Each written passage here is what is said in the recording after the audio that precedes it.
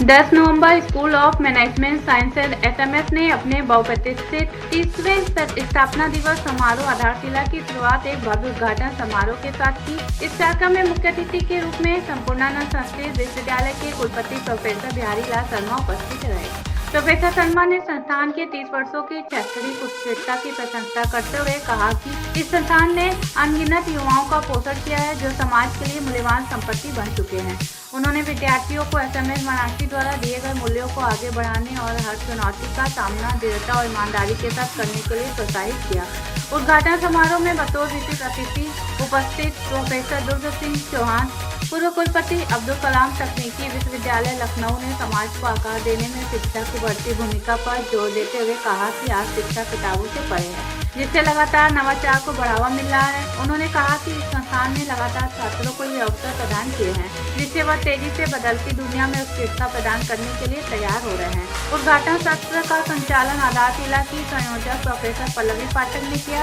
इस अवसर पर एसएमएस मराठी के अधिशासी सचिव डॉक्टर MP सिंह, निदेशक प्रोफेसर PN झा, पूर्व सचिव संजय गुप्ता, प्रोफेसर संदीप सिंह सहित समस्त अध्यापक कर्मचारी उपस्थित रहे। मराठी से धनेश्वर साहनी की रिपोर्ट। वार्षिक महोत्सव आधारशिला 2024 के माननीय मुख्य अतिथि महोदय प्रोफेसर बिहारी लाल शर्मा, कुलपति डॉक्टर संपूर्णानंद संस्कृत विश्वविद्यालय वाराणसी, कार्यक्रम के विशिष्ट अतिथि पद्मश्री पंडित डॉक्टर राजेश्वर आचार्य, अध्यक्ष उत्तर प्रदेश संगीत एवं नाटक अकादमी उत्तर प्रदेश, प्रोफेसर दुर्ग सिंह चौहान, पूर्व कुलपति डॉक्टर APJ अब्दुल कलाम प्राविधिक विश्वविद्यालय लखनऊ एवं श्री सुरेंद्र नारायण सिंह, पूर्व विधायक रोहनिया वाराणसी, इस संस्थान के दूरदर्शी एवं कर्मठ अधिशासी सचिव डॉक्टर MP सिंह, कार्यक्रम समन्वयक डॉक्टर पल्लवी पाठक, दर्शक दीर्घा में उपस्थित इस संस्थान के श्री SK सिंह, रजिस्ट्रार एवं कार्यक्रम प्रबंधक श्री संजय गुप्ता तथा हमारे सम्मानीय अन्य अतिथिगण, अपने अति व्यस्त कार्यक्रम के बावजूद हमारे सम्मानीय अतिथियों के रूप में उपस्थित आप महानुभावों के पदार्पण से हमें एक नया उत्साह, एक नई ऊर्जा, एक नई सोच एवं महती मार्गदर्शन मिल सकेगा जो हमें इस संस्थान को प्रगति पथ पर और अधिक ऊंचाइयों पर ले जाने में प्रेरक सिद्ध होगा। श्रीमान, हम आपके आशीर्वचन एवं अनुकंपा। सर प्लीज़ एक अपना शॉर्ट इंट्रो दे दीजिए मेरे व्यूअर्स के लिए। मैं प्रोफेसर PN झा, निदेशक school of management sciences Varanasi स्वायत्तशासी, आपसे मुखातिब हूँ।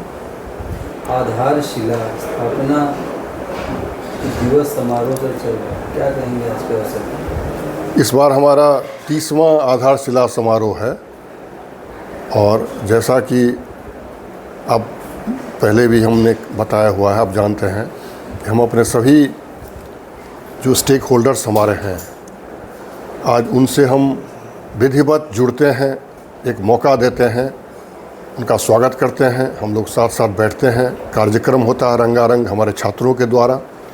बाहर से भी जो टेक्निकल कॉलेजेस हैं, मैनेजमेंट कॉलेजेस हैं, वहाँ से टीम आती है स्टूडेंट्स की। इस बार भी 15 से ज़्यादा टीम आई हुई है और यहाँ के जो नामी गिरामी विद्वान लोग होते हैं वो आकर के इस कार्यक्रम का शुभारंभ करते हैं और हम साल भर में जो किया है उसका एक ब्यौरा प्रस्तुत करते हैं सबके सामने। तो आपको ये बताना चाहूँगा कि स्वायत्तशासी होने के बाद हमारा परीक्षा वगैरह खुद अपना चल रहा है। हमारे 5 जर्नल्स हैं। इसमें सबसे बड़ी उपलब्धि इस बार हुई है कि हमारा जो पुरुषार्था जर्नल है, जो स्कोपस इंडेक्स्ड है, वो भी हाल ही में Q2 स्टेटस प्राप्त कर चुका है और ये स्टेटस प्राप्त करने वाला इस भूखंड में कोई दूसरा विश्वविद्यालय या संस्थान नहीं है। तो ये बहुत बड़े गौरव की बात है SMS वाराणसी और उसके जुड़े तमाम स्टेक होल्डर्स के लिए कि ये यहाँ पर इस तरह का डेवलपमेंट यहाँ किया गया है। तो इसके लिए हम अपने सभी शिक्षकों को, छात्रों को, स्टेक होल्डर्स को धन्यवाद देते हैं और उनका सहयोग का हमेशा अपेक्षा करते हैं। निसंदेह रूप से सर विगत 2 दशकों से लगातार छात्रों और अभिभावकों के बीच SMS एक प्रतिष्ठावान प्रतिष्ठान के रूप में जी सर भविष्य में कुछ ऐसी योजनाएं जो कि विद्यार्थियों को डायरेक्ट जोड़े, कुछ ऐसा प्लान आप सोच रहे हैं सर? तो उसके बारे में अभी जो आपने पढ़ा भी होगा, देखा भी होगा कि जो हमारी नई राष्ट्रीय शिक्षा नीति आई है उसमें कुछ बदलाव किए गए हैं। उसमें जैसे पहले ग्रेजुएशन प्रोग्राम 3 साल का होता था, तो अब वो 4 साल का होने जा रहा है। तो उससे काफ़ी पढ़ाई लिखाई का ढांचा थोड़ा बदलेगा। तो हम चूँकि अब किसी विश्वविद्यालय से बंधे हुए नहीं हैं, तो हम उसको यथाशीघ्र अपने यहाँ लागू करने के लिए जा रहे हैं ताकि छात्रों को इस सुविधा से और इस अचीवमेंट से वंचित नहीं कर सकें। सर, ये जो नई शिक्षा नीति है, छात्रों को कितना इसके लिए बेनिफिट होगा छात्रों के लिए? शिक्षा नीति पर मैं पहले भी कह चुका हूँ कि ये बड़ा ही एक कम्प्रिहेंसिव एजुकेशनल पॉलिसी है। और पिछला जो पॉलिसी राजीव गांधी जी के टाइम आया था 1986 में, उसके 34 साल के बाद ये आया है नरेंद्र मोदी जी के टाइम में।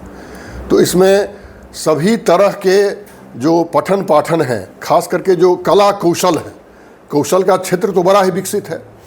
तो पठन पाठन के साथ, अपने डोमेन नॉलेज के साथ हम कौशल से भी बच्चों को अवगत कराएंगे, क्योंकि कौशल ही उनको जॉब देने वाला है। सरकारी जॉब या जॉब का संख्या तो सीमित है ना, सबको हम नहीं दे सकते हैं। तो ये कौशल सीख लेने के बाद वो अपने पाँव पर खड़ा हो पाएंगे ढंग से। तो यही उद्देश्य है मुख्य रूप से कि उनका सर्वांगीण हम विकास करें। सर जॉब और एकेडमिक तमाम जो सोशल मीडिया वगैरह पे ये जो छोटे छोटे चाय वाले या पान वाले सर आगे चले जाते हैं, तो एक एकेडमिक जॉब और एंटरप्रेन्योरशिप, इसके बीच में सर युवा बड़ा उलझा रहता है कि वो क्या करे, तैयारी करे सरकारी जॉब का कि एंटरप्रेन्योरशिप करे। देखिए, यही ज्ञान हम लोग ही यहाँ देते हैं। आप जानते हैं कि जो जॉब है, सरकारी जॉब हो या प्राइवेट सेक्टर की जॉब हो, और इंटरप्रेन्योरियल एक्टिविटी जो है, तो हम हमेशा ये बच्चों को कहते हैं कि आगे का जो समय आ रहा है, हमारे देश का TRF एक होता है, टोटल फर्टिलिटी रेट, TFR।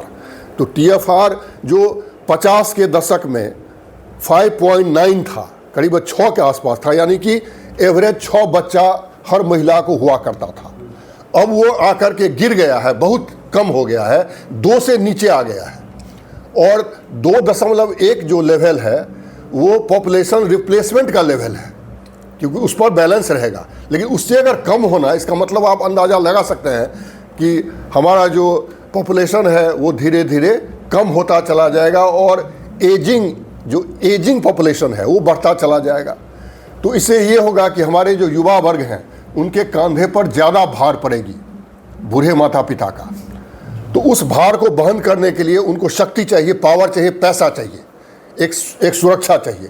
और वो अपना काम करके एंटरप्रेन्योरशिप करके ही हो सकता है, क्योंकि जॉब तो सबको मिल नहीं सकता है, लिमिटेड है। तो इसीलिए हम एंटरप्रेन्योरियल ड्राइव यहाँ भी चलाते हैं कि हमारे बच्चे उसमें आकर्षित हों और अपने पाँव पर खड़ा होकर हमारे लिए एक अच्छा पॉपुलेशन डिविडेंड एक हमको दे सकें। Thank you sir.